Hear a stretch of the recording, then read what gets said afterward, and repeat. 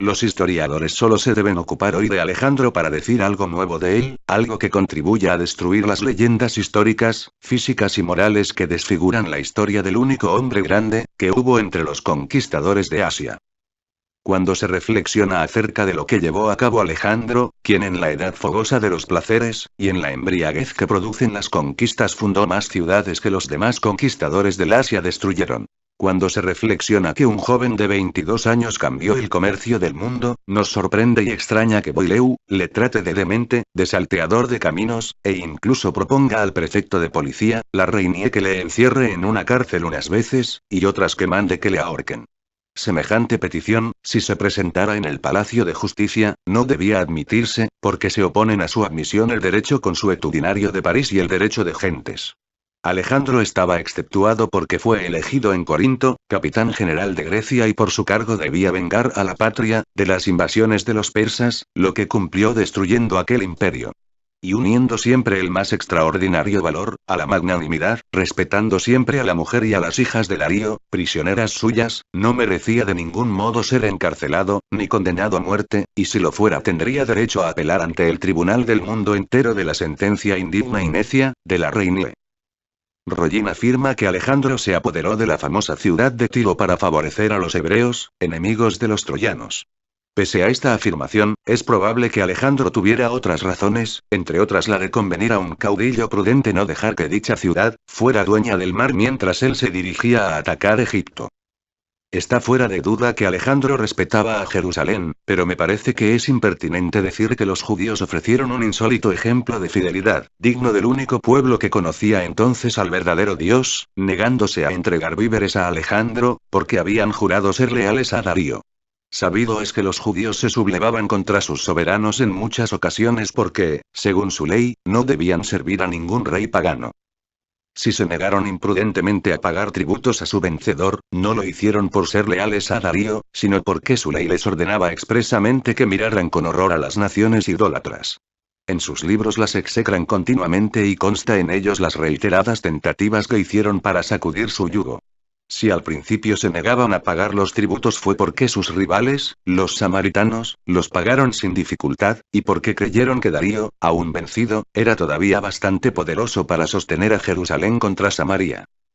Tampoco responde a la verdad que los judíos fueran entonces el único pueblo que reconoció al verdadero Dios, como asegura Rollin.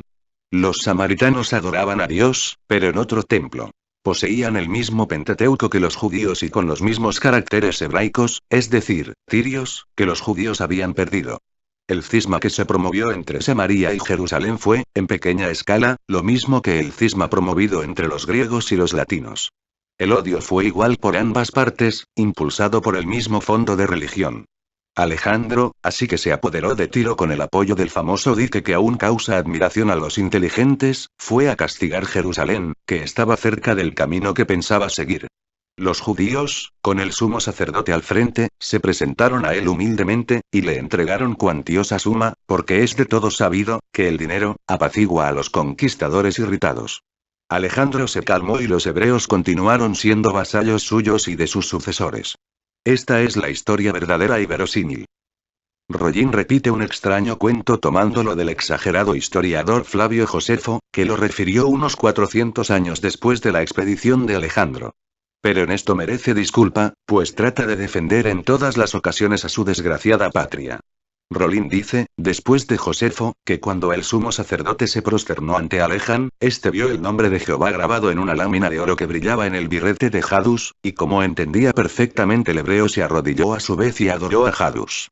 Como este exceso de cortesía asombrara a Parmenión, Alejandro le dijo que conocía a Jadus hacía mucho tiempo, pues se le apareció 10 años antes con el mismo traje y el mismo birrete, mientras él estaba soñando en la conquista de Asia, conquista en la que no pensaba entonces, que el mismo Jadus le alentó a pasar el Helesponto, asegurándole que Dios se pondría al frente de los griegos y le haría vencer a los persas.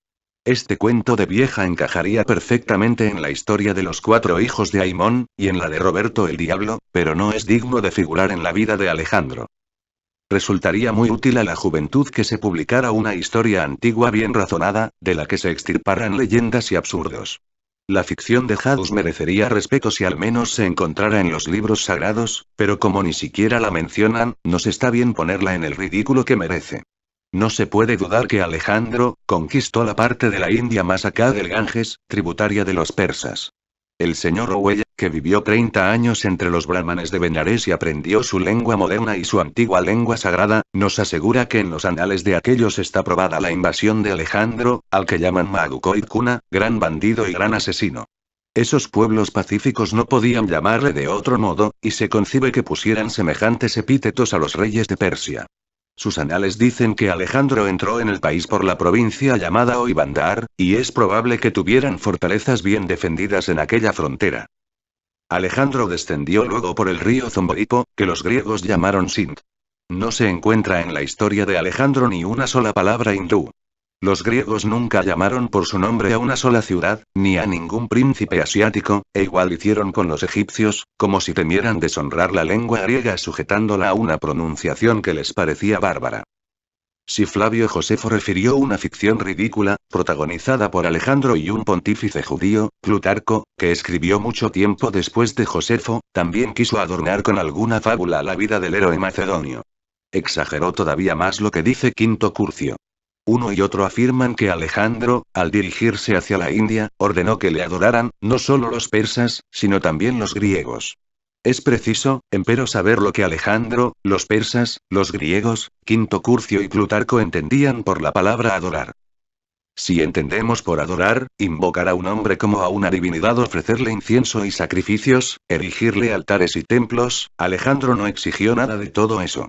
Si siendo el vencedor, y el dueño de los persas pretendió que le saludaran a la manera persa, que se prosternaran ante él en ciertas ocasiones y le trataran como un rey persa, no pretendió nada que no fuese para él natural y razonable. Los miembros de los parlamentos de Francia hablan de rodillas a los reyes cuando presiden los tribunales de justicia. El Tercer Estamento habla de rodillas en los estados generales. Arrodillados sirven los vasos de vino al rey de Inglaterra, y de igual modo lo hacen a muchos reyes de Europa en su consagración. De rodillas hablan al gran mogol, al emperador de China y al emperador del Japón. Los consejeros de China de orden inferior doblan la rodilla ante los consejeros de categoría superior. Como pleitesía al papa, le besan el pie derecho. Ninguna de tales ceremonias protocolarias se consideró nunca como una adoración, en el sentido riguroso del vocablo. Por lo tanto, todo cuanto se ha dicho sobre la supuesta adoración que exigió Alejandro no responde a la verdad. Solo Octavio, que reinó con el nombre de Augusto, ordenó realmente que le adoraran, tomando la palabra en el sentido más estricto. Le erigieron templos y altares, y hubo sacerdotes de Augusto, lo cual constituyó un verdadero sacrilegio. Las contradicciones respecto al carácter de Alejandro serían más difíciles de conciliar si no supiéramos que los hombres desmienten su propio carácter muchas veces, y que la vida y la muerte de los mejores ciudadanos, y la suerte de una provincia han pendido con frecuencia de la buena, o la mala digestión de un soberano, bien o mal aconsejado. Pero, ¿cómo es posible conciliar hechos improbables referidos de manera contradictoria? Unos autores dicen que Calístenes fue sentenciado a muerte y crucificado, por orden de Alejandro porque no le quiso reconocer como hijo de Zeus. A esto debemos objetar que los griegos no empleaban el suplicio de la cruz. Otros autores dicen que murió mucho tiempo después de un exceso de gordura. Ateneo asegura que le encerraron en una jaula de hierro como un pájaro, y en ella se lo comieron los gusanos. No es posible deducir la verdad de hechos tan contradictorios. En la historia de Alejandro figuran sucesos que Quinto Curcio supone sucedidos en una ciudad, y Plutarco en otra, y las dos ciudades distan entre sí 500 leguas. Alejandro, bien armado y solo, asalta una muralla, y entra en una ciudad que estaban sitiando, ciudad que estaba cerca de Kandahar, si concedemos crédito a Quinto Curcio, y cerca de la embocadura del Indo, según Plutarco. Cuando Alejandro arriba a las costas de Malabar o al Ganges, que distan unas de otro unas 900 millas, manda que prendan a 10 filósofos indios que los griegos llamaban gimosófitas e iban desnudos como los orangutanes. Les propone cuestiones dignas del Mercurio galante, de Visé, y les asegura con seriedad, que primero ahorcará al que la resuelva peor, y así sucesivamente mandará ahorcar a los otros. Esa anécdota se parece a la de Nabucodonosor, que prometió matar a sus magos si no adivinaban uno de los sueños que había olvidado, y a la del califa de las 1001 noches, que quería estrangular a su mujer en cuanto terminara el cuento. Plutarco es quien refiere esta tontería y es preciso respetarla, Plutarco era griego. Puede parangonarse ese cuento con el del envenenamiento de Alejandro por Aristóteles. Plutarco nos refiere que oyó decir, a un tal Agnotemis, el cual lo había oído decir al rey Antígono, que Aristóteles envió una botella de agua de Nonacris, localidad de la Arcadia. Dicha agua era tan fría que mataba de repente a los que la bebían. Antipatra envió dicha agua en un casco de pezuña de mulo y por esto llegó fresca a Babilonia, que Alejandro la bebió, y murió. Aunque Plutarco lo refiere, se duda de la veracidad de esa anécdota. De lo que no hay la menor duda en la historia de Alejandro es que a la edad de 24 años, conquistó Persia en 3 batallas, que tuvo tanto genio como valor, que cambió la faz de Asia y de Egipto, y la del comercio del mundo, y que Boileau no debía burlarse de él no siendo capaz de realizar tan ingentes empresas, ni en doble número de años.